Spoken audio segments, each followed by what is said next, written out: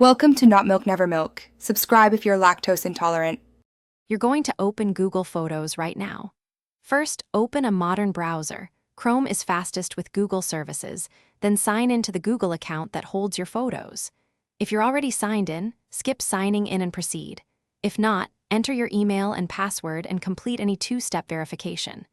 Make sure your Wi-Fi or Ethernet is connected and stable, since Photos loads thumbnails and metadata as you browse. Once done, move straight to the address bar for the next step. Type Photos, Google.com in the address bar and press Enter.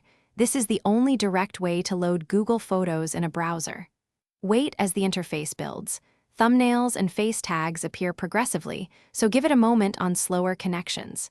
If you want a specific item, use the left panel to jump between photos, albums, and search. Search supports dates, people, or object keywords. Make sure you're on the correct Google account. Switch accounts via the avatar in the top. Click any thumbnail to open the full view. Once open, use arrow keys or the on-screen arrows to move through images quickly. In the open view, you'll see icons for download, share, and edit. Use them to export or modify photos. If images fail to load, try refreshing the page. If that doesn't help, clear your browser cache and cookies or sign out and sign back in to refresh permissions. As a last check, confirm you're on the right Google account where the photos are stored before closing.